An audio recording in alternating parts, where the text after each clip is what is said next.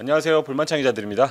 자, 드디어 K리그 2025년 챔피언이 결정이 났습니다. 지난 시즌 승강 플레이오프까지 갔었던 전북이 1년 만에 환골 탈퇴하면서 K리그 통산 10번째 별을 달았습니다. 박수 한번 주죠.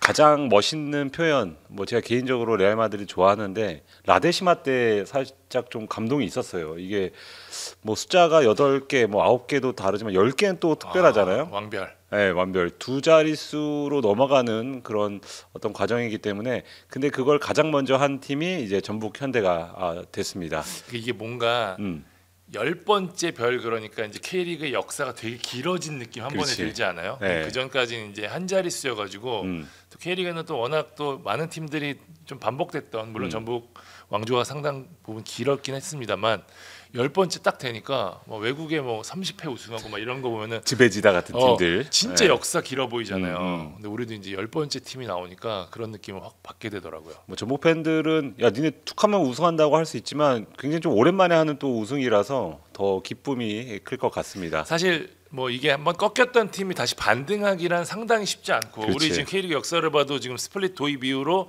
하위권에 갔다가 올라온 팀들, FC 서울이 대표적이지만 굉장히 어렵거든요, 사실. 네. 물론 전북이라는 팀이 기본적 인프라나 선수단 구성이 상당히 좋기는 하지만 사실 그런 흐름을 넘었다 다시 올라가는 게 쉽지가 않은데, 그걸 해냈다는 측면에서 굉장히 의미가 있는 부분이 아닌가라는 생각이 좀 듭니다. 네, 이따가 후술 하겠지만 전북 현대는 충분히 우승할 만한 그런 자격이 있는 팀이었고, 전체적으로 정규리그 순위를 봤을 때는 일단 거짓말은 안 하는 것 같아요. 맞아요. 네, 우여곡절이 있는 팀들은 그에 걸맞은 순위가 나왔고, 반등 혹은 돌풍을 일으킨 팀들은 그에 맞는 또 순위가 강원과 같이 나온 것 같아서 아쉬운 팬들도 있을 거고 만족하는 팬들도 있겠지만 아직 끝난 게 또 아니니까. 네. 스플릿 라운드가 있으니까 일단 정규리그는 여기까지 딱 즐기고 다음 주부터는 또 스플릿 라운드 이야기하면 될 것 같습니다. 자, 정규리그 순위 저희 간단하게 한번 살펴볼까요? 네. 자, 파이널 A 결정 났습니다. 전북 1위 우승 차지했고요. 승점 71점입니다. 2위는 김천상무, 3위는 대전, 4위는 포항, 5위는 서울, 6위는 강원입니다. 대전이 창단 처음으로 파이널 A 진출에 성공을 했고요. 서울이 2년 연속 파이널 A, 강원도 2년 연속. 그러니까 일단 지금 보면은 우승 경쟁은 끝났지만 아챔 경쟁은 굉장히 남아 있습니다. 물론 지금 대전이 포항보다 4점이 벌어졌기 때문에 2등권, 김천이 지금 아챔을 못 가잖아요. 그렇죠. 라이센스 문제로. 그러니까 4위까지는 좀 여유가 있죠. 네, 그래서 대전이 현재로서는 아시아 챔피언스리그 엘리트 진출, 물론 FA컵 코리아컵 결승전 봐야 되겠지만 하고 아시아 정배. 챔피언스리그 경기도 봐야겠지만 일단은 그런 상황입니다. 파이널 B 소개시켜 주시죠. 네, 7위는 안양, 그리고 8위는 광주. 광주는 마지막까지 강원과 싸웠지만 마지막 경기 패하면서 2년 연속 하스로 또 떨어졌고요. 안양이 오히려 순위를 7위로 올렸습니다. 네, 안정적인 잔류에 가장 한 걸음 다가선 팀이 안양이 되겠습니다. 울산은 지난 라운드 승리로 일단은 잔류권인 9위에서 스플릿 라운드를 시작하고, 그 밑으로는 수원FC, 제주, 대구 순으로 쭉 나열이 되어 있는데, 일단 수원FC와 제주의 승점 차가 6점, 제주와 대구의 승점 차가 5점입니다. 네, 이게 아마 어떻게 좁혀질지 벌어질지 남은 5경기에 달려 있다고 할 수 있습니다. 대구가 지금 많이 쫓아왔습니다. 네. 이제부터 슬슬 강등권 전쟁도 대단히 재미있는 양상이 될 가능성이 높고요. 자, 그럼 저희가 한 경기 한 경기 좀 뜯어보도록 하겠습니다. 네, 첫 경기는 울산과 광주전부터 보면 될 것 같습니다. 일단 스코어 보시면 알겠지만 울산이 2대 0으로 승리하면서 기나긴 무승에서 탈출을 했습니다. 대부분 아마 강원 팬들과 광주 팬들은 핸드폰을 다 보시면서 네. 하셨을 것 같은데, 강원이 상당히 이른 시간 득점이 나면서 광주 팬들은 아마 쉽지 않겠다라는 마음가짐이었을 것 같아요. 게다가 또 루빅손이 이른 시간 골을 넣었기 때문에 네. 광주 입장에서는 조금 기세가 꺾인 상태로 경기가 출발됐을 것 같습니다. 네, 일단은 라인업부터 보면은 일단 기본으로 돌아가자. 우리가 노상래 감독 대행도 얘기했지만 우리가 잘하는 걸 하자. 그런 게 느껴지는 그런 라인업이었습니다. 그 전정 감독부터 해서 3백도 썼죠. 여기에 루빅손 풀백도 기용을 해봤죠. 김영건 미드필더도 기용을 해보고 다양한 전술, 다양한 포메이션, 다양한 전략을 구사했는데 그게 어느 것 하나도 울산에 맞지 않는 옷이라는 게 좀 결론적으로 좀 드러났죠. 노상래 감독 대행은 가장 잘하는, 가장 기본적인 포백 라인업으로 꺼냈습니다. 일단 루빅손이 가장 잘하는 포지션인 왼쪽 윙으로 두고 김영건과 정승현 더블 센터백 두고 여기에 고승범 파트너로 전문 수비형 미드필더인 정우영을 두고 이런 게 울산이 한참 우승했을 때 나왔던 그런 라인업과 비슷하거든요. 여기에 근데 뭐 백인우 선수 자리를 아마 고민을 했을 것 같아요. 공미를 누구로 두느냐. 근데 백인우 선수가 워낙 폼이 좋기 최근에 때문에 폼이 가장 좋은 선수 중에 하나죠. 그렇죠. 그래서 윤재석과 더블 U22세를 처음으로 기용을 하면서 후반전까지 그런 대비하는 그런 모습이었습니다. 여기서 초반 15분은 울산으로서는 최근에 왜 안 좋은지 왜 9위까지 떨어졌는지를 알 수 있는 그런 15분이었어요. 일단 광주가 계속해서 몰아붙였고 득점과 다름없는 그런 상황도 나왔습니다. 근데 뭐 조현우 선수의 선방도 있었지만 일단 가장 중요한 건 이 만약에 상대 팀이 조금 더 공격력이 있는 날카로운 팀이었다면 한 골 정도는 실점할 수 있는 그런 분위기로 흘러갔어요. 근데 광주는 그걸 살리지 못했고 바로 울산의 반격이 시작됩니다. 중심에는 루빅선 선수가 있죠. 루빅선 선수가 왼쪽에서 달려 들어가는 박민서 선수에게 공간 패스를 찌르고 박민서가 이제 접어두고 오른발로 크로스를 하는데 뭐 크로스가 아주 좋다고는 볼 수 없었어요. 근데 광주 선수 아마 유재호 선수로 기억하는데 유재호 선수가 좀 잘못 걷어낸 감이 있죠. 근데 저 그 전에 루빅슨 선수의 움직임을 칭찬을 할 수밖에 없는 게 박민서 선수에게 패스를 찌르고 다시 리턴을 받기 위해서 기다리는 게 아니라 바로 문전으로 막 달려갑니다. 뭔가 냄새를 맡았거나 아니면 그 상황을 예측을 했거나. 근데 이걸 루빅슨 선수가 평소에도 굉장히 잘하는 그런 플레이잖아요. 그렇죠. 네. 근데 때마침 본인에게 운 좋게 또 리턴 패스가 굴러온 셈이 됐고 그거를 바로 차 넣으면서 선제골을 안겼습니다. 사실 울산 같은 경우에는 기세가 굉장히 중요했던 경기였기 때문에 선제골이 좀 늦어지거나 이럴 경우에 상당히 좀 어려운 경기를 할 수 있었는데 빠른 시간에 선제골이 나오면서 그래도 분위기를 좀 잡고 갔던 게 이날 승리의 주요한 부분이 아니었나라는 생각이 좀 듭니다. 그렇죠. 제가 루빅슨 얘기를 하는 게 울산의 선제 득점이 8경기만이에요. 그리고 전반 득점은 5경기만입니다. 그 정도로 보기 드문 최근에 보긴 드문 장면인데 마지막으로 선제 득점, 선제 결승골을 넣은 게 바로 루빅손입니다. 신태용 감독 데뷔전이었던 제주전에서 그러네요. 선제 결승골을 넣은 이후에 울산이 선제 득점을 했고 뭐 결국은 울산이 결론적으로 승리를 했기 때문에 루빅손이 뭐 승리의 파랑새가 됐다 또 이렇게 얘기할 수 있겠죠.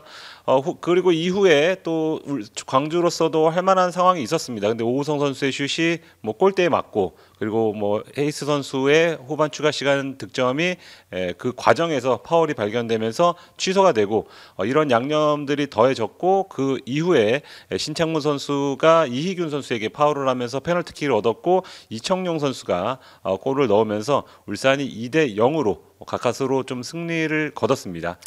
자, 이 경기는 사실 모든 이슈를 세레모니가 사실 뭐 저희가 올라오기 전에도 저희 축구팀이랑 얘기를 좀 했었는데 전북 우승 이슈까지도 집어삼킬 만큼 파급력이 컸던 세레모니였습니다. 네, 이청용 선수가 일단 뭐 페널티킥 키커는 따로 있었죠. 일단 네. 순번으로는 후반에 교체 투입한 보야니치 선수가 아마 1번으로 보였는데 일단 뭐 노상래 대행이 얘기했듯이 이청용 선수 본인이 좀 욕심을 낸 것 같다. 근데 결론적으로 아주 잘 찬 공은 아니지만 결국은 득점이 됐고 뭔가 아마 준비를 해왔던 것 같아요. 그래서 동료들과 같이 세레모니를 한 이후에 본인 혼자 남아서 이제 골프 세레모니, 골프채를 휘두르는 그리고 멀리를 관망하는 그런 세레모니를 펼쳐서 현장에서 중계한 해설위원들까지도 말문이 막히는 그런 장면을 보고 참 이례적이다 이런 걸 많이 느낄 수 있었습니다. 저는 저쪽에 강원 게임 보고 있었는데 단톡방이 난리가 났더라고요. 난리 났죠. 예, 야 그래서 바로 돌렸더니 세레모니 이제 그 슬로우 모션이 나오고 있더라고요. 예. 일단 뭐 신태용 전 감독 또 이제 뭐 골프채 논란도 있었고 뭐 일부 선수들과의 마찰 이런 건 인터뷰나 어떤 기사를 통해서 많이 좀 드러난 사실이죠. 근데 이제 신태용 감독은 뭐 골프채 서울에 있는 뭐 아마 성남이겠죠. 성남에 있는 자택으로 옮기기 위해서 팀퍼스에 실은 거다 이렇게 또 해명을 했습니다. 근데 그거에 대해서 선수들은 이제 지금까지는 별 입장을 내고 있지 않다가 이번에 어떻게 보면 이청용 선수가 그에 대한 대답을 한 거라고 또 보여져요. 뭐 다른 의도가 있다고 보긴 어려운 그런 장면이라고 생각이 드는데 당연히 기자들이 경기 끝나고 물어봤죠. 그렇죠. 그런 의도 그리고 뭐 신태용 감독과의 어떤 일이 있었냐 이런 걸 물어봤을 텐데 일단은 추후에 일단 잔류가 우선이기 때문에 팀을 먼저 살리고 나서 누가 진솔한지 알게 될 것 이렇게 또 발언을 하면서 뭔가 진실 공방, 진실 게임 양상으로 조금 더 가는 그런 분위기가 됐습니다. 결국에는 마지막에 돼서야 음. 어떤 부분이 진실인지 이런 부분들이 가려질 것으로 보이는데 어쨌든 울산 1차적으로는 수습을 좀 한 상황이라 그러니까요. 당장 급했던 게 어쨌든 무승행진에 끝낸 거였는데 노상래 감독 대행 들어오고 나서 분위기를 바꿨다는 점이 1차적으로는 어쨌든 울산 입장에서 소득일 것 같고요.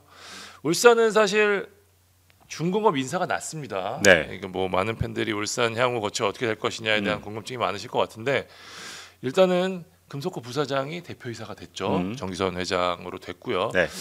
이게 사실 여러 가지로 뭐 시사하는 바가 좀 있을 겁니다. 중공업 인사에 따라서 울산 구단도 지금 뭐 어쨌든 향후 인사에 대해서 굉장히 여러 가지 방향이 나올 수 있는데 일단은 단장 쪽에 누가 들어오냐 굉장히 중요한 포인트가 될 것 같아요. 그래서 지금 일단은 뭐 대표이사는 어느 정도 내정이 됐다는 얘기가 좀 많고 당연히 중공업에서 내려온 인사가 그쵸? 될 테고요. 네. 그분이 뭐 상근이 될지 비상근이 될지는 모르겠습니다만 일단은 비상근이 유력하기 때문에 한번 전북현대 같은 스타일로 그렇죠. 네.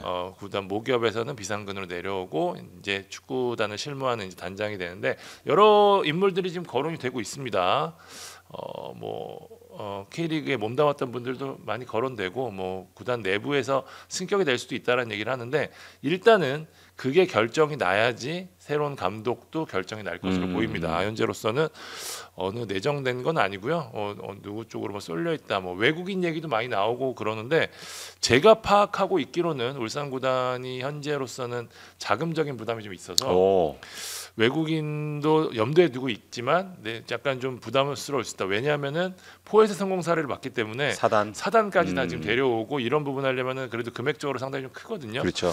지금 그래서 뭐 외국인도 염두에 두고 있지만은 뭐 1순위나 이런 거는 아직까지는 아니다라는 말씀 좀 드리도록 하고요. 뭐 국내 감독들도 몇몇이 하마평에 오르고 있는 상황이기 때문에 일단 울산은 잔류하고 인사까지 나오면 그때서야 감독의 윤곽이 좀 보일 것으로 보입니다. 네, 근데 감독은 국내파가 아무래도 조금 더 울산은 거의 그랬죠. 네, 무게가 좀 쏠리는 그런 분위기다. 뭐 노상래 대행은 일단 외부에서 온 인사가 또 아니잖아요. 네, 구단에서 이제 유스원현 디렉터를 하시던 분이기 때문에 ACL 포함해서 남은 9경기를 최대한 잘 치르고 다시 원래 자리로 돌아가는 쪽을 선택할 것으로 보입니다. 만약에 외부에서 왔다면 이게 욕심낼 수도 있거든요. 근데 뭐 이번 첫 경기 때도 드러났지만 일단 뭐 코치 중심, 뭐 일단 선수들 중심으로 뭔가 치른 느낌이어서 노상래 대행이 이 시즌 후에도 나서는 일은 크게 없을 것으로 예상이 됩니다. 광주는 역시 마무리에서 좀 아쉬움이 많았었죠. 그러니까 시즌 내내 그래요. 네. 이정현 감독도 내가 저기까지는 애들 데려다 줄 수 있는데 골은 선수들의 몫이다, 마무리는 선수들의 몫이다는 얘기했었는데 그게 사실 돈 차이가 좀 있거든요. 그렇죠? 그 광주는 역시 아사니의 공백, 뭐 아니면 최전방 공격진의 무게감 이런 부분들이 시즌 내내 지금 반복되고 있는 상황인데 사실 그게 뚜렷하게 답을 찾기가 어려운 부분이라 이정현 감독은 계속 뭐 내 잘못이다라고 얘기하지만 사실 좀 어려운 부분이긴 합니다. 일단 뭐 한 가지 작은 희망은 이제 프리드 연손 선수가 몇 차례 기회는 잡았어요. 그래서 이 선수가 키가 굉장히 크기 때문에 뭐 뚝배기 원툴이다 뭐 이런 평가가 있었지만 생각보다 발이 괜찮네. 이제 0점 조전만 좀 되면 다음 경기에 골을 기대해봐도 되겠네라는 장면이 몇 장면이 나왔어요. 그러니까 이정현 감독도 그 점을 기대하고 있던데 앞으로는 남은 5경기 이제 잔류가 목표이기 때문에 프리드 연손에 조금 더 초점을 맞추지 않을까 이렇게 예상이 되는 경기였습니다. 자, 두 번째 경기는 대구와 강원전으로 가죠. 네, 바로 이어서 하는 게 맞는 것 같습니다. 네. 일단 스코어 상으로는 강원이 쉽게 가겠구나. 창 기자도 얘기했듯이 거의 뭐 입장골과 비슷한 골이 나왔기 때문에 전반에만 2골이 났죠. 네, 그런 예상이 됐었는데 막판에 또 2골을 대구가 넣으면서 2대2로 끝났습니다. 전반 5분 이상원 선수의 골, 전반 15분 서민우 선수의 골. 프리뷰 때 창 기자가 언급한 딱 2명이 둘이에요. 네. 맞죠? 네. 이상원 선수 사실 이상원 언급하길래 이상원 올 시즌 뭐가 많이 못 보여줬는데 했는데 이상원 선수를 언급해갖고 예측은 못하더라도 키플레이어는 잘 꼽아야죠. 그러니까 뭔가 내밀한 이야기가 있을 수 있겠죠. 조금만 얘기를 해주시죠. 네. 어쨌든 이상원 선수는 계속해서 정경원 감독이 아끼는 선수예요. 음. 네, 우리 팀에서 마무리해줄 수 있는 선수는 왜냐하면 지금 사실상 강원은 외국인에 대한 기대를 접어야 되는 상황이거든요. 네. 네, 가브리엘 선수가 있긴 하지만 뭐 강투지 선수는 유일하게 제 몫을 해낸 선수고 외국인 아닌 것 같아요. 네, 이상원 네. 선수에게 너무 많은 롤을 줬다는 것도 뭐 정경 감독 인정하는 부분이었고요. 네. 네, 이상원 선수가 지난 시즌 사실 그렇게까지 포인트를 올렸던 게 지난 시즌 처음이에요. 그래서 사실 이상원 선수가 아주 뭐 뛰어난 스코어로 유형은 아니었기 때문에 그렇다고 뭐 자리를 찾아갔다 이런 얘기는 아니고요. 축구를 잘하는 선수였죠. 네, 그래서 이상원 선수에 대한 뭐 부담이 있었지만 꾸준히 정경원 감독이 케어를 잘했고요. 그러면서 중요한 순간에 보답을 한 것 같습니다. 어쨌든 이른 시간 두 골을 넣어서 강원이 수비가 워낙 좋은 팀이기 때문에 아 끝났다. 아 이거 쉽지 않다. 네, 네. 그래서 이제 저쪽에서도 울산이 스코어가 벌어졌고 아마 강원 선수들도 마음을 아마 내려놨지 않았을까라는 생각도 드는데 어쨌든 전반에 대구가 두 번의 페널티킥 판정을 받습니다. 네. 첫 번째는 업사이드로 무산이 됐고 두 번째는 굉장히 긴 온필드 리뷰 결과 무산이 됐었는데 그 중에 하나가 만약에 인정이 됐다라고 하면은 이날 경기 모르는 상황이 될 뻔했습니다. 뭐 결과론적으로는 광주가 졌기 때문에 강원의 6강행에는 문제가 없었겠지만 어쨌든 결과로만 놓고 본다면 어쨌든 전반을 2대0으로 맞춘 게 강원 입장에서 상당히 좋았던 부분. 그러면서 추가골 기회를 계속 놓쳤어요. 네. 대구는 계속해서 공격적으로 나설 수밖에 없는 상황이었고 그 틈을 타서 이제 강원이 결정적인 기회가 한두 차례 있었지만 마무리하지 못한 게 아쉬웠고요.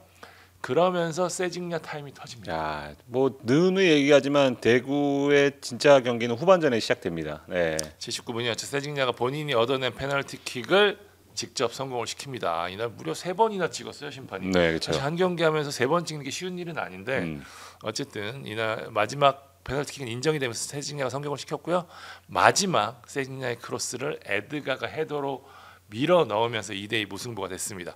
김병수 감독 세레머니가 점점 더 커지고 있는 느낌이에요. 그렇죠? 그때 카메라에 대고 한번 했었죠. 한번 했었고 그 이번 경기도 막 엄청 좋아하시던데 음.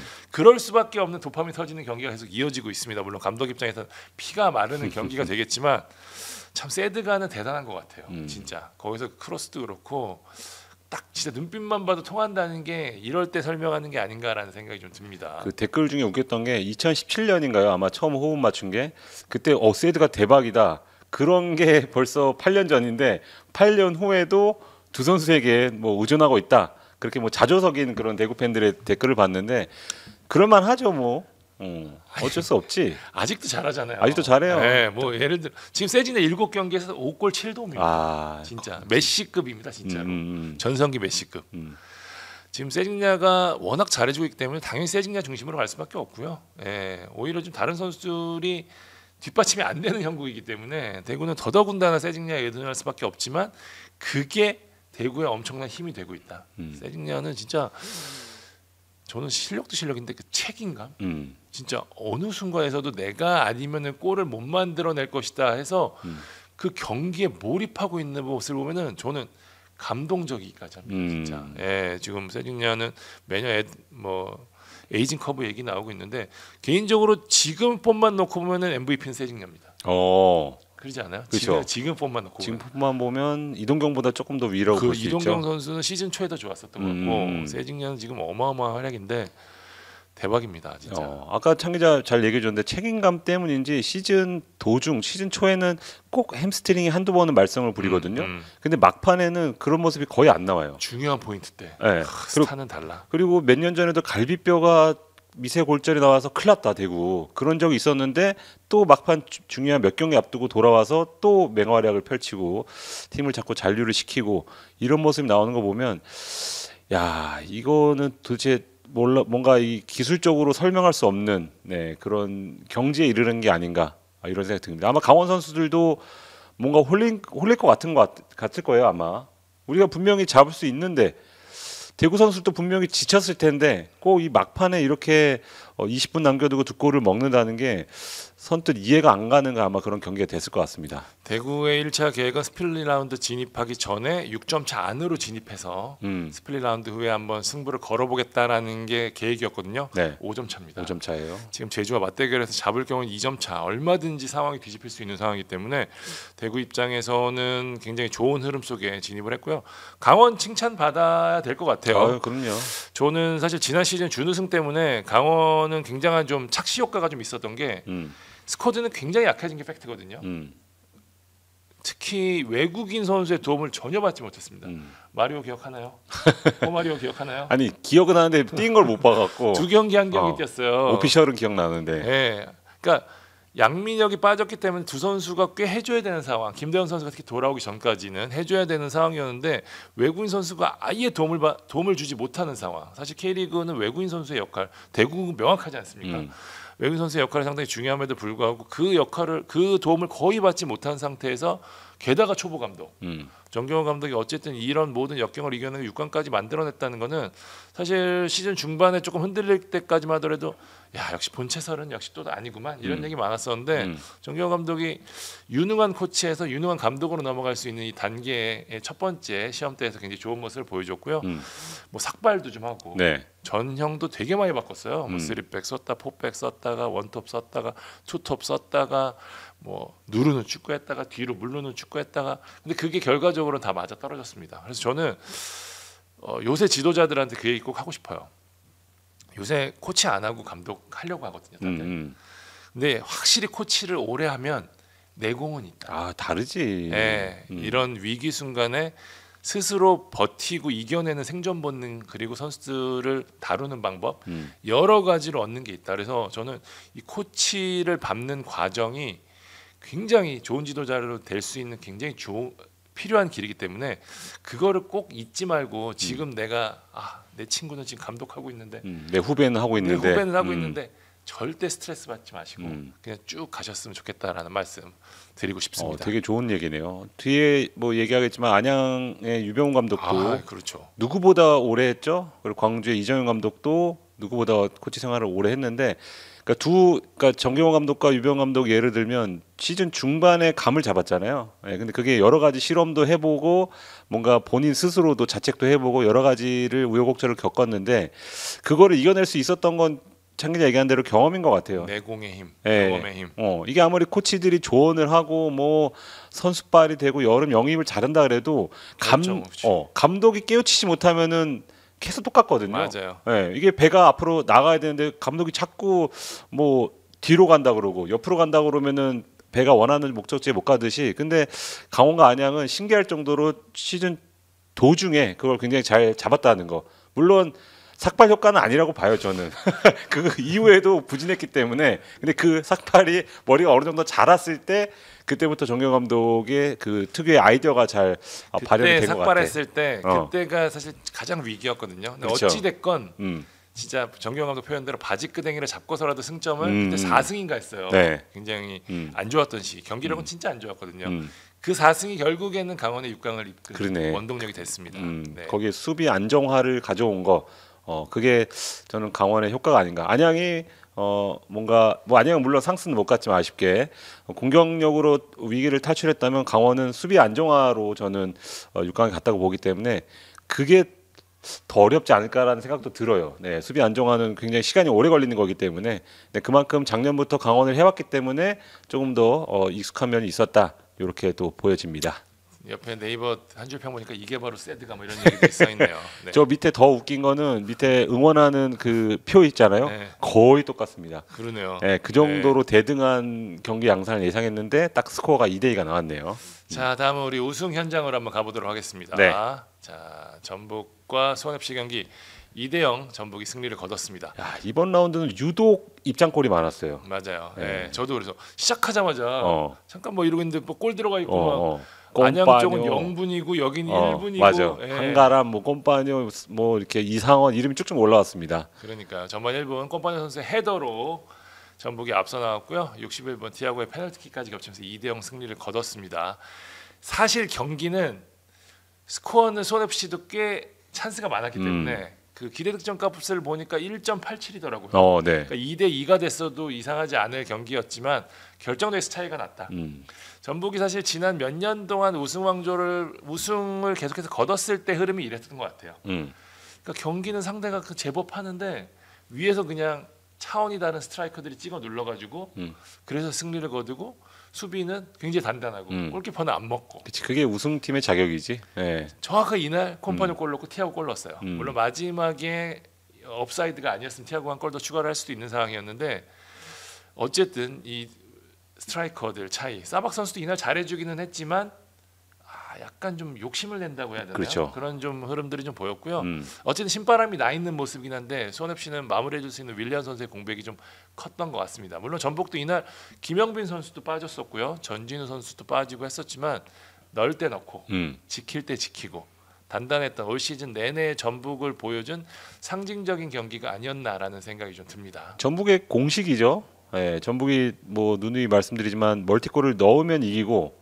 한 골 넣으면 비기거나 패한 경기가 굉장히 많아요. 그 정도로 뭐 수비가 안정적이라고는 하지만 일단은 격차를 어느 정도 벌려야지 승점 3점을 따는 그런 유형이라고 봤을 때 모처럼만의 두 선수가 동시에 터지는 그런 경기가 되면서 사실 남은 30분은 즐겼던 것 같아요. 뭐 안현범 선수의 골대 맞는 순간에는 아마 팬들의 가슴은 철렁거렸겠지만 일단 전체적인 분위기는 일단 김천의 스코어도 어느 정도 워낙 벌어져 있었어요, 사실. 알고 있었기 때문에 뭐 안양 땡큐라는 댓글도 막 달리고 했던 것 같은데 그 정도로 뭔가 좀 즐기는 분위기 속에서 조기 우승을 확정을 했습니다.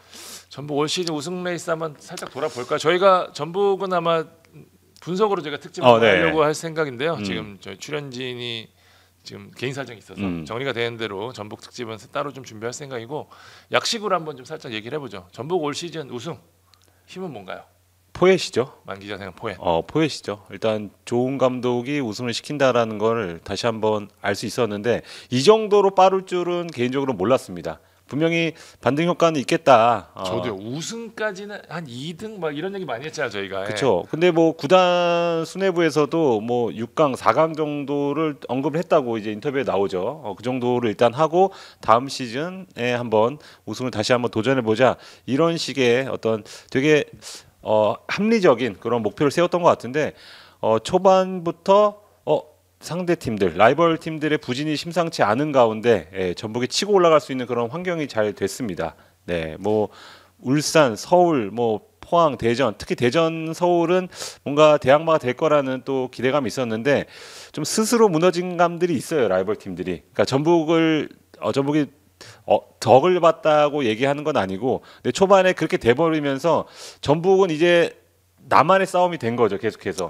근데 흔들림 없었습니다. 그러니까 그래서 저는 포엣이에요. 만약에 상대 팀들과의 뭐 경쟁에서 뭐 아웅다웅하면서 올라갔으면은 그거는 뭐 특정 선수의 활약도 돋보이고 했을 텐데 그렇게 계속해서 채찍질을 계속한 거죠. 근데 선수한테 뭐 불만이 나왔다는 소리 한 번도 들은 적이 없고 심지어 뭐 거의 로테이션 없이 진행했잖아요. 거의 같은 라인업으로. 근데 그 본인도 뭐 몇몇 선수한테 미안하다고 그렇게 얘기를 했지만 그 정도로 팀을 몇 개월 동안, 물론 마지막 한 달 동안은 살짝 흔들리긴 했지만 그 전까지는 이렇게까지 오래 전북과 같은 팀을 끌고 갈 수 있나라는 생각이 들 정도로 팀을 아주 단단하고 파이팅 있게 이끌었다. 그래서 포엣이 저는 우승 요인 1요인으로 저는 꼽고 싶습니다. 이견이 없죠. 예, 사실 전북 올해 승부처는 역시 그 안양전 1대0 승리가 아닌가. 보액 감독도 스스로 얘기를 했는데 사실 그 선택을 하기가 쉽지 않았어요. 그러니까요. 예, 그러니까 이 사람이 확실히 좋은 감독이구나, 경험이 많은 감독이다라고 느낀 게 거기를 승부처로 봤던 것 같아요. 야, 우리가 여기서까지 무너지면은 여기서 승점 3점을 따지 못할 경우에는 우리는 올해는 좀 힘들 수 있다. 자, 어떻게 해서는 거기서 승점을 가져가자. 사실 안양, 뭐 울산도 아니고요, 대전도 아니고 서울도 아니고 안양을 상대로 그렇게 한 거거든요. 진짜 안티 축구의 끝. 근데 그 승점이 전북을 이렇게 바꿔놨다는 건 포획 감독이 확실히 수가 있고 확실히 이 레이스를 운영해 본 감독이구나라는 걸 다시 한번 좀 느꼈던 부분입니다. 그러니까 그 시즌 초에 그렇게 바꾸기가 어려워요. 그리고 동계 때부터 개막전 라인업 보시면 알겠지만 많이 바뀌었죠. 바뀌었어요. 네, 뭐 한국영 선수, 뭐 이승우, 이영재 이런 식으로 준비한 라인업이 있는데 그걸로 잘 될 거라는 얘기를 들었어요. 발이 잘 맞는다. 이거 괜찮을 것 같다. 근데 몇몇 포지션은 싹 바뀌었습니다. 네, 홍정호 선수도 이제 선발로 돌아오고, 근데 그런 과정이 굉장히 일사천리하게 잘 이루어진 것도 감독의 역량이라고 할 수 있죠. 그러니까 그거를 그 말씀해 주신 대로 바꾸는 게 굉장히 빨랐고 정확했어요. 그러니까. 네, 그 포인트를 그 이후로는 이 지금 라인업에 대한 신뢰를 주고 쭉 가고 뭐 누누이 말씀드리지만 디에고 코치 뭐 이렇게 피지컬 하시는 분들이 상당히 잘해서 전북 올 시즌 큰 부상도 없었고 같은 라인업을 해도 이 무더위에 주중 주말 경기를 하고도 선수들이 퍼지는 모습도 거의 보이지 않고 끝까지 집중력을 유지했고 뭐 PSG 사례를 보시면 아시겠지만 최근에 유럽 축구는 결국에는 많이 뛰는 싸움이거든요. 네. 전북이 어쨌든 뭐 전술적으로 굉장히 트렌디했다라고 보기는 어렵겠지만 오히려 그런 부분에서는 더 현대 축구의 트렌드를 잘 따라간 게 아닌가라는 생각이 좀 들 정도로 전북 올 시즌 리그 운영 자체는 이거 한번 다른 감독들이 복귀해봐도 될 수준이 아닌가라는 생각이 좀 들었습니다. 네. 그리고 저는 뭐 이 요인까지는 아니지만 일단 백업 선수들의 활약을 꼽을 수밖에 없는데 일단 그것도 포획 감독이 포함이 되죠. 어쨌거나 그렇죠. 네. 준비를 잘 시켜놨다는 거고 사실 전북 정도 되는 팀의 선수들이 내가 만약에 백업이다 분명히 입이 나올 수 있거든요. 누가 됐든. 나오죠. 네, 제가 만약에 전북 선수다 그러면 와 이렇게까지 기회를 안 줘? 라는 생각이 들 수도 있는데 그 예전에 우리 전북 안 좋은 얘기했었을 때 그런 선수들이 동국영 보고 참았다 이런 얘기 많이 했잖아요. 그렇죠. 네. 근데 뭔가를 계속해서 각자마다 동기부여를 줬고 근데 그 선수들이 투입이 될 때마다 뭔가를 보여줬고 저는 권창훈 선수를 언급을 하고 싶은 게 사실 권창훈 선수는 늘 뭔가 부상 리스크를 안고 있는 선수라는 인식이 강했어요. 전북에 오기 바로 직전까지도 계속해서 부상을 달고 있었고 오고 나서도 꽤 못 뛰었었어요. 꽤 못 뛰었죠. 네. 그러니까 그때 못 뛰니까 몸이 안 좋구나 몇 달 걸리겠구나. 근데 웬걸 뭔가 투입이 되자마자 본인 역할 이상을 하고 심지어 풀백으로도 뛰고 그러니까 권창훈 선수가 굉장히 대표적인 사례인 것 같아요. 그러니까 잘하는 선수 선발로 써서 잘하는 거는 그것보다는 좀 쉬울 수 있는데 권창훈 일으켰죠. 뭐 티아고 선수도 뭐 이적한다고 그러다가 뭐 안 한다 그러다가 그런 얘기 나왔는데 티아고도 거의 콤파니오 후반기에는 콤파니오 이상의 활약을 펼치게 만들었죠. 이승우 선수도 팀에 기여하게 만들었죠. 그러니까 이게 너무 팀 전체가 하나로 움직인다는 게 되게 오랜만에 봐갖고 되게 좀 신기한 그런 경험이었던 것 같습니다. 티아고는 올해 계약이 만료가 되는데 네. 1년 연장 옵션이 있거든요. 상당히 많은 팀들이 이것 때문에 관심을 보였는데 옵션을 실행할 것 같습니다. 잔류 쪽으로 보시면 될 것 같습니다. 네. 어쨌든 전북 여기까지 얘기할까요? 전북의 그러면은 만기자가 꼽는 MVP. 저는 시즌 MVP를 저도 전북 MVP로 갑시다. 전북 MVP. 네. 그러니까 시즌 MVP도 왠지 줄 수도 있을 것 같은데 가능성이 높죠. 우승팀에서 여태까지 제 기사 썼더니 41번 중에 36번이 우승팀에서 나왔으니까. 네. 그렇죠. 저는 박진섭 선수가 MVP 받지 않을까요? 박진섭. 네, 이게 결국엔 내부적으로 박진섭, 전진우. 네. 네, 근데 이제 뭐 후반기 임팩트도 그렇고 시즌 내내 보여준 모습. 저는 마지막에 포획 감독이 뭔가 박진섭을 좀 띄워줬죠. 이제 주장 역할이 굉장히 컸다. 중간에서 중간자 역할을 잘했다. 이런 멘트도 그렇고 전체적으로 작년과 다른 점은 그거였다고 봐요. 예, 여러모로 코치진과 선수들의 뭔가 화합 같은 측면에선 박진섭 역할이 경기장에서 보여준 역할 이상을 보여줬기 때문에 저는 박진섭 선수가 굉장히 컸다고 생각이 듭니다. 저도 박진섭 선수인데 개취로 하면 강상윤. 개취로는 강상윤. 강상윤 없었으면 저 쓰리미들이 됐을까라는 생각이 저는 그냥 개취입니다. 근데 저보고도 고르라고 하면 박진섭 선수 꼽을 것 같습니다. 네. 일단 그 역할이 생각보다 당연히 어려워요. 예, 그러니까 뭐 내 역할을 하는 거는 그건 또 별개의 얘기고 내 역할을 하면서도 팀을 아우르고 후배들 끌고 가고 이런 걸 하는 게 굉장히 어려운데 성격이 진짜 좋아요. 그러니까 박진섭 선수. 그러니까 박진섭이어서 할 수 있었던 것 같아. 네. 예, 국대도 다녀오고 분명히 본인도 힘들었을 텐데 마지막까지 안정적인 모습을 보여주는 거 보면서 저희는 인터뷰하면 선수들의 기질 같은 걸 거기서 많이 파악하잖아요. 네. 저는 박진섭 선수는 대전에서 굉장히 많이 인터뷰를 했었고 뭐 개인적으로 뭐 얘기도 하고 그러는데 참 인성이 좋아요.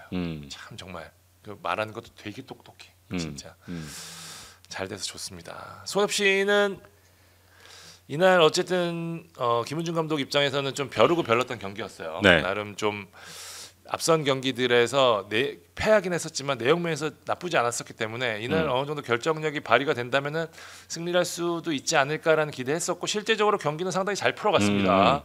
말씀드린 대로 1.87이면은 뭐 굉장히 높은 xG 값이었는데 결국엔 마무리가 좀 잘 되지 않으면서 패했고 울산과의 순위를 바꾸게 됐습니다. 그래도 뭐 약간 소득이 있다고 하면 윤빛가름 선수가 득점을 치렀고요. 후반 32분 교체 투입돼서 한 13분 정도 뛰었네요. 네, 전체적으로 좀 돌아올 선수들 다 돌아왔고 손흥민 씨는 윌리안 선수가 훈련을 하고 있습니다. 아, 네, 요거는 뭐 제가 지난번에 말씀드릴까 하다가 안 드렸는데 네. 윌리안 선수가 하스에 대비해서 훈련을 하고 있는데 몸 상태가 괜찮다고 합니다. 뭐 첫 경기는 쉽지 않을 수도 있겠지만 최대한 빨리 복귀할 것 같습니다. 손흥민 씨는 역시 윌리안 선수가 포인트인데 윌리안 선수가 되게 이 팀에서 중요한 이유가 뭐냐면 사박 선수가 컨트롤이 돼요. 그러니까 윌리안이 얘기하면 사박도 워낙 윌리안 선수가 볼을 잘 차잖아요. 네. 그러니까 사박도 좀 오 이러고 좀 그런데요. 그러니까 본인이 때려야 그런 될 때나 컨트롤. 움직이거나 이럴 때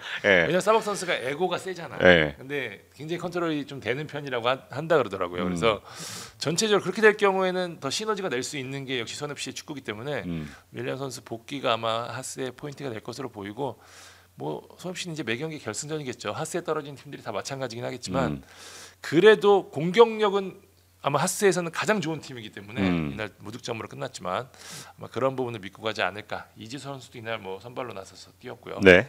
전체적으로는 이제 돌아올 선수들이 다 돌아왔기 때문에 손흥민 씨 하스의 승부를 띄우겠다라는 생각할 것 같고 이제 안준수 선수만 돌아오면은 네, 될 것 같네요. 네. 이날 경기 후에는 이승우 선수가 굉장한 화제 원래 그 봤어요 풀 영상? 봤죠. 일단 김영빈 선수로 시작을 했어요. 네, 모자 벗어갖고 이렇게 하는 귀여운 춤 추다가 김영빈 선수가 쫙 들어갔는데 갑자기 나타나서 와, 근데 씹어 먹었습니다.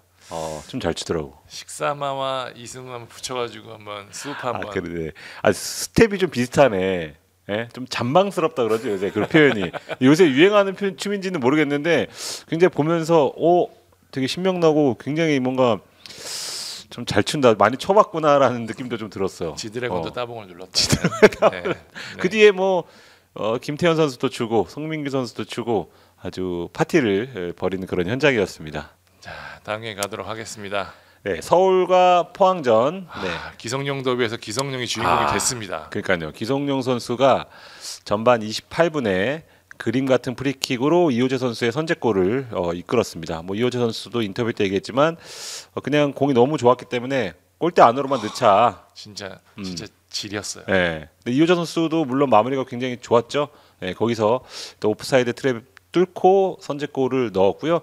전형적인 서울의 패턴입니다. 일단 선제 실점을 허용하고 전반은 사실 별다른 걸 보여주지 못하다가 후반에 일단 선수 교체로 뭔가 분위기를 올리는 그런 과정에서 조용욱 선수가 득점을 했어요.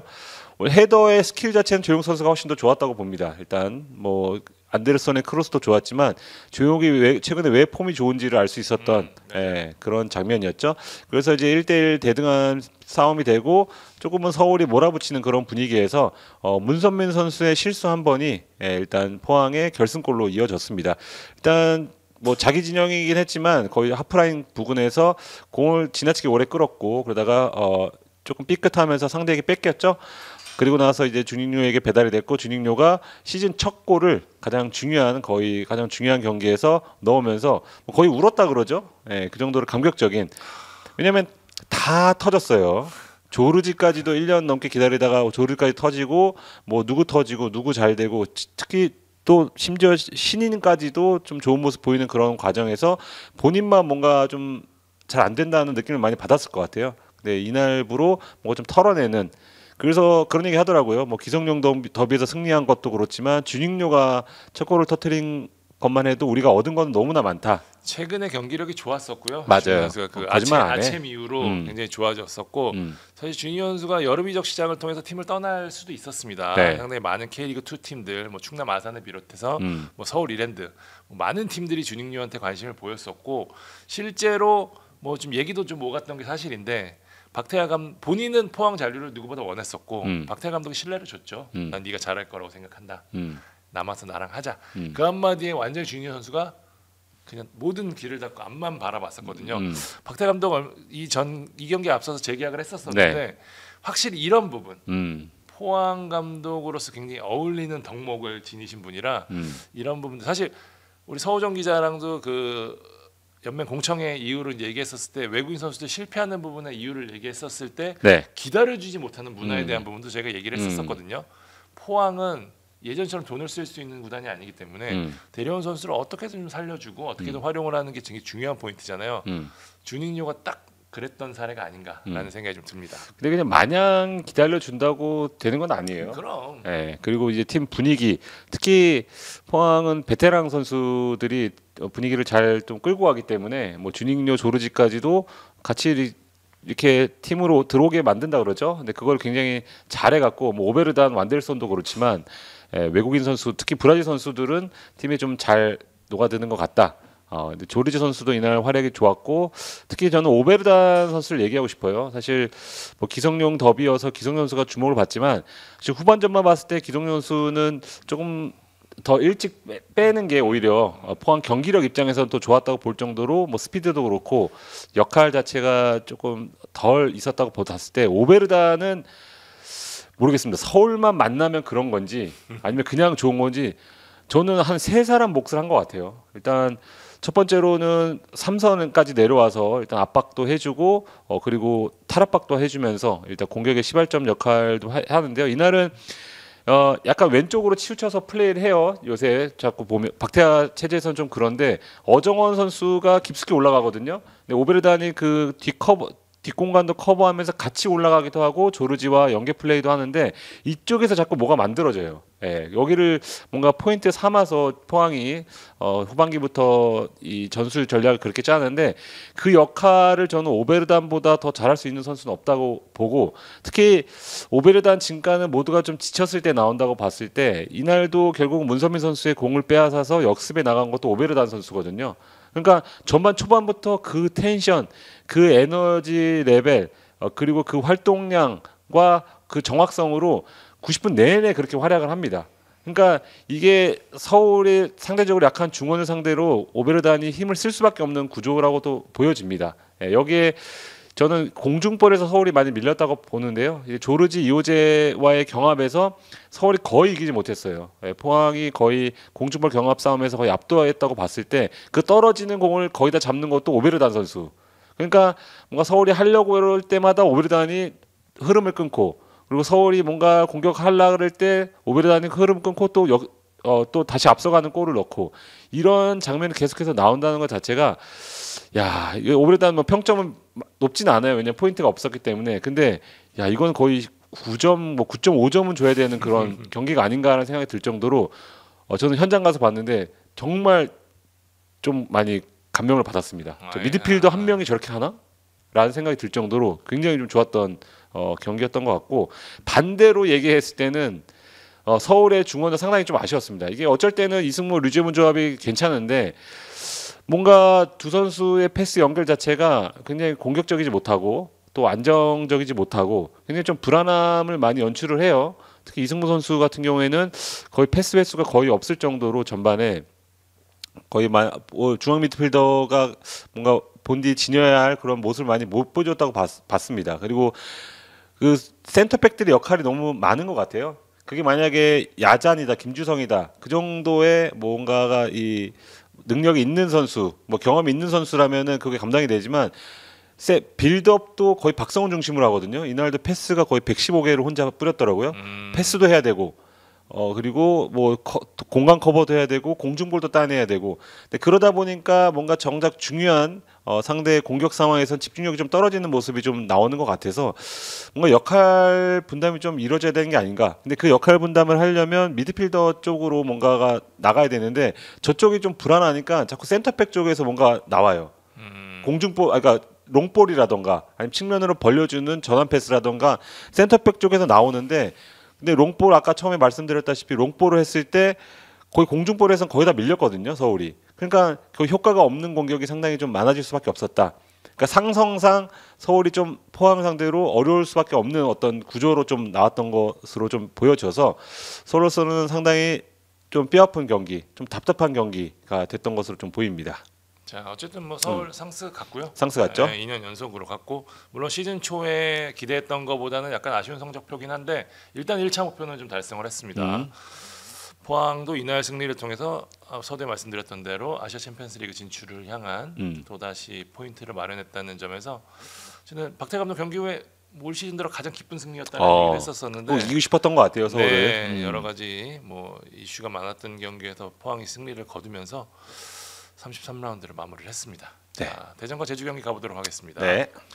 대전이 3대 1로 승리를 거뒀습니다. 와, 대전 너무 잘해요. 최근 기세 좋습니다. 네. 진짜. 에르난데스 31분에 선제골 넣었고요. 주앙 빅토르 선수 추가골, 마사 선수까지. 지금 외국인 선수가 모두 골을 넣었다는 게 대전 입장에서 포인트가 될 것으로 보입니다.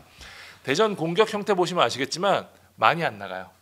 3명, 4명 가지고 마무리해. 전방에 있는 주민규 선수의 이날 김현호 선수보다는 에르난데스가 되게 빠른 시간에 들어갔었는데 이 4명의 선수, 주앙 빅토르까지 4명의 선수가 역습 상황에서는 어떻게든 슈팅까지 마무리하고 오는 장면들이 상당히 많았습니다. 뭐 에르난데스 후반 같은 경우에는 결정적인 찬스 한 두어 개까지 있었는데 대전이 마무리만 잘 됐더라면 더 많은 골을 넣을 수도 있었던 경기긴 해요. 제주도 잘했습니다. 아까 XG 값 제가 손 없이 얘기했었는데 제주 XG 값 얼마인 줄 아세요? 이건 없습니까? 2.47이에요. 아, 진짜? 2.47.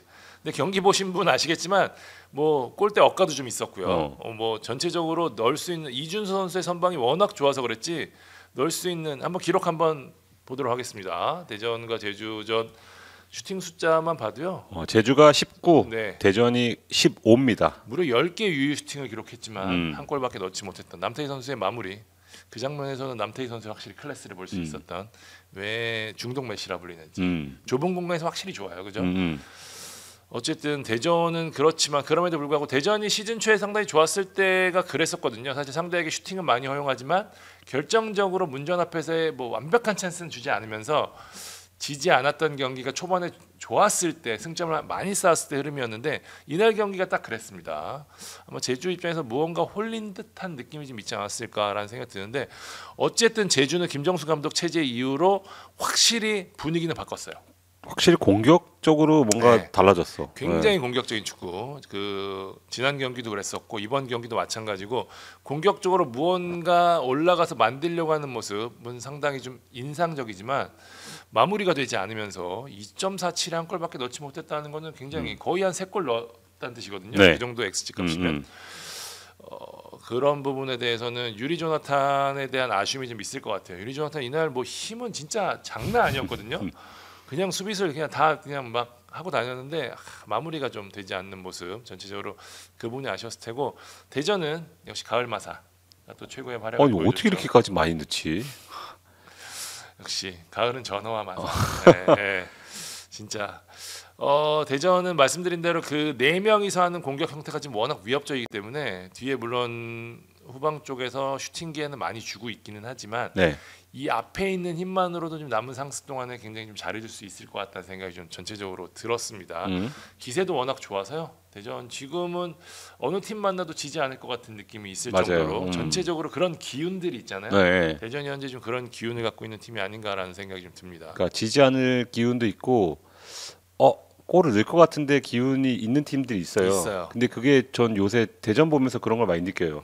막 경기력적으로 밀리고 있어도 저러다 하나 넣을 것 같은데 하는 팀이 몇 팀 있는데 그 중에 하나가 대전으로 보이고 아니나 다를까 지금은 거의 우승 페이스라고 봐도 될 정도로 굉장히 좀 좋은 흐름을 타고 있습니다. 이게 지금 이준서 선수가 너무 잘해주고 있어요. 네, 진짜 사실 대전이 가장 우려했던 부분 중에 하나 이창근 선수 부상 이후로 밥신 선수 부상이었을 때도 좀 흔들리긴 했었는데 이창근 선수는 팀 안팎에서 주장으로서 차지하는 비중도 상당하고 과연 저 공백을 잘 메울 수 있을까 했는데 지금 이준서 들어간 뒤로 성적이 오히려 더 괜찮습니다.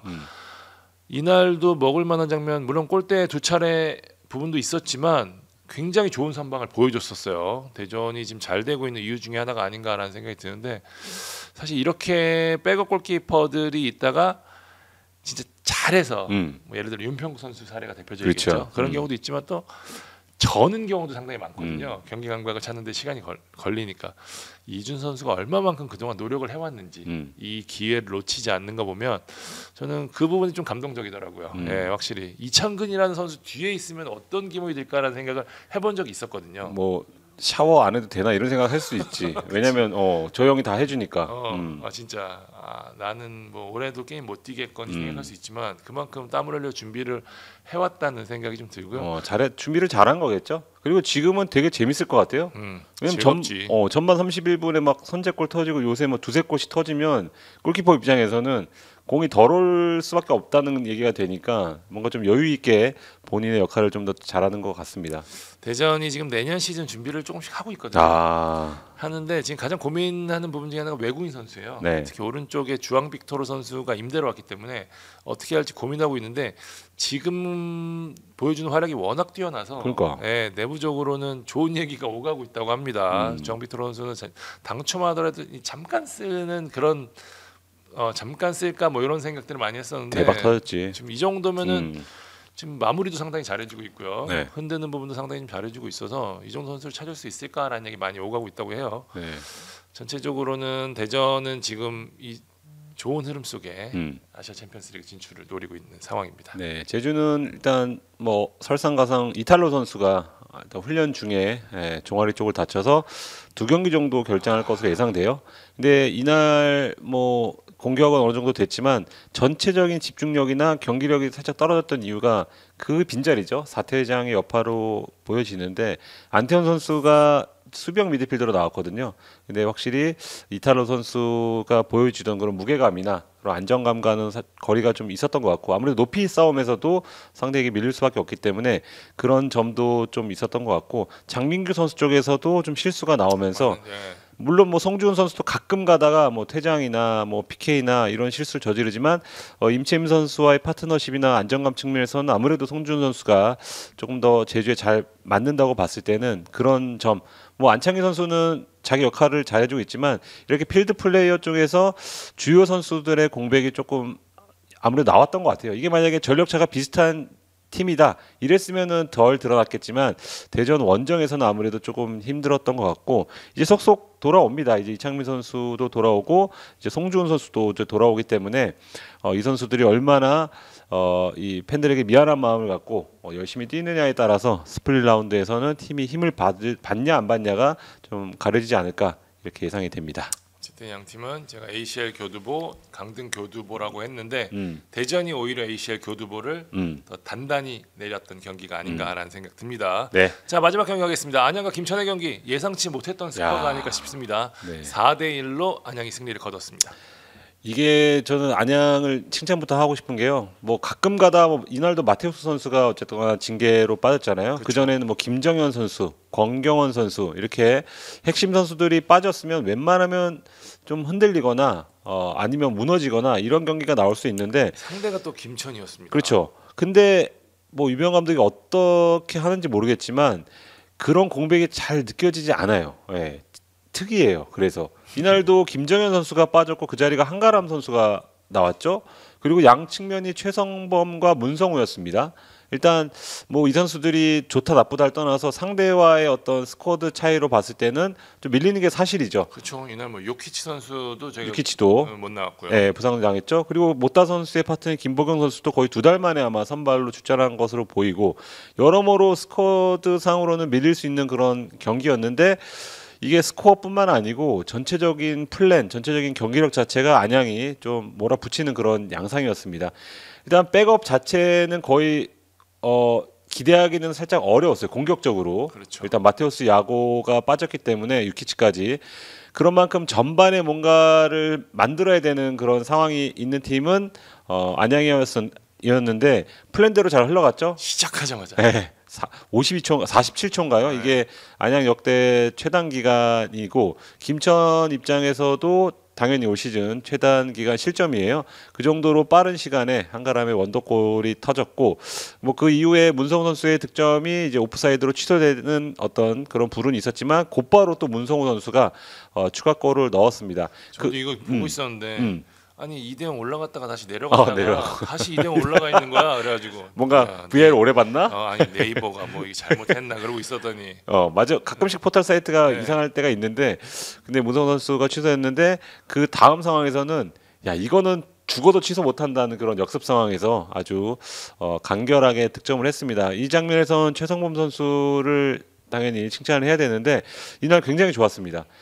최성범 선수가 기대를 굉장히 많이 받는 선수고. 그런데 올 시즌 활약은 뭐 지난 시즌만 못하다 이런 좀 평가도 있었어요. 근데 이 선수가 폼이 좋을 때 얼마나 이 밀고 들어간 힘이 좋은지를 이날 확인할 수 있었습니다. 상대와의 어떤 뭐 에너지 싸움 같은 거에서 밀리지 않으면서 특히 김천이 측면이 흔들리는 그런 어떤 장면이 많이 나왔거든요. 그러니까 최성범 선수의 역할이 상당히 좋았다고 보여지고요. 후반에도 일단 후반에는 못다의 원맨쇼였죠. 두 번의 어떤 헤딩 슛으로 하나는 발로 넣었죠. 예, 두 번의 득점으로 일단 못다 선수가 일단 이날 승리의 영웅이 됐는데요. 상대도 이제 원기종 선수가 한 골을 만회하긴 했지만 뭐 김천 입장에서는 아마 올 시즌 최악의 경기였던 것 같습니다. 뭐 지금 뭐 전역자들의 마음까지 들여다볼 수 없지만 한 달 전하고 이제 일주일 전은 또 다를 수 있거든요. 근데 28일 저녁인가요? 아니요, 이제 이 다음 경기 때 24일인가 아마 28일 저녁이죠, 28일. 그러니까 이번 다음 경기까지 몇몇 선수는 뛰고 몇몇 선수는 이미 소속팀으로 좀 먼저 돌아가서 이제 훈련할 것으로 보이는데. 그것 때문인지 상당히 어수선했고 전반 초반에 1대1 대인마크도 그렇고 공간 커버도 그렇고 사실 김천이 다른 어느 팀과 비교해도 전반 초반에 뭔가 막 이슈가 터지는 팀이 아니에요. 굉장히 좀 안정적으로 시작을 해갖고 몰아치건 뭐 어떤 공격을 받거나 하는 스타일인데 뭐 47초 골도 그렇고 그 이후에도 계속해서 뭔가 상대에게 공격 찬스를 내주는 거 보면서 아 뭔가 이거 홀렸다. 네, 이런 느낌이 들었어요. 왜냐하면 스쿼드도 이동경, 이동준, 박상영, 뭐 이승원 다 나왔거든요. 근데 특히 문성훈 선수의 추가 실점하는 장면에서는 아무도 못 따라갑니다. 네, 역습 상대의 역습 상황인데 특히 미드필더들이 못 따라가는 그런 장면을 보면서 아 몸이 왜 이렇게 무겁지? 이거 뭔가 마음의 문제인가? 아니면 뭔가 다른 문제가 있나 하는 생각이 들 정도로 김천 입장에선 잘 안 됐던 그런 경기. 그게 물론 뭐 안양의 특유의 홈 기운 때문에 그럴 수도 있지만 김천으로서는 2위를 뭔가를 좀 이날 좀 승점을 좀 벌려놓으려고 했었잖아요. 이제 전역하기 전에 네, 그런 상황이라 좀 더 아쉬운 그런 결과가 됐던 것 같습니다.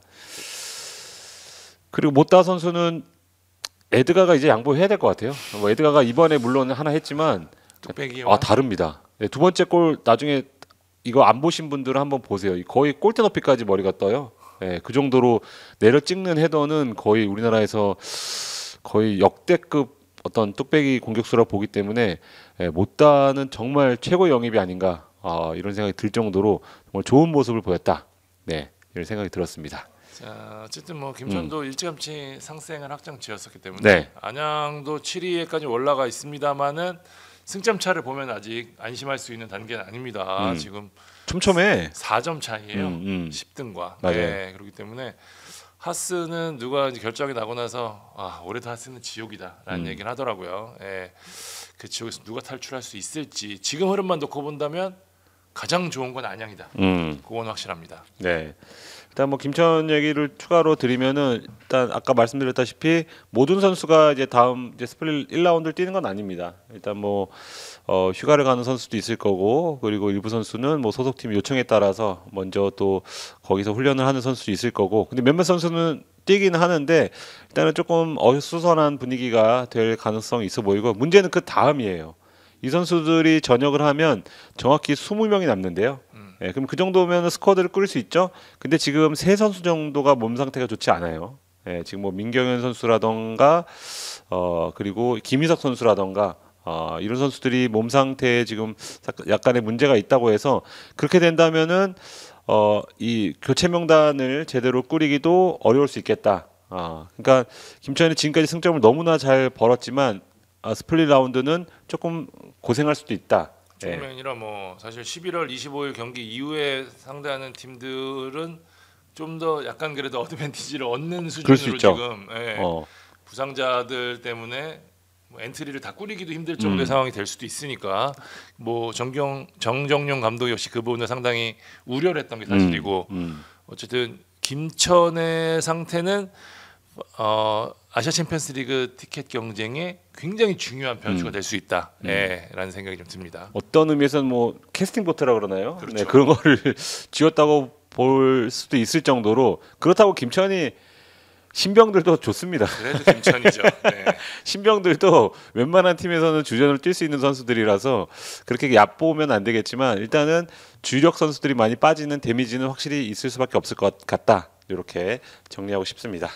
자, 33라운드 리뷰해봤습니다. 얘기거리가 많아가지고 재밌는 얘기도 많았었고 저희는 34라운드 프리뷰에서 찾아뵙도록 하겠습니다. 네, 지금까지 볼만찬 기자들이었습니다. 감사합니다.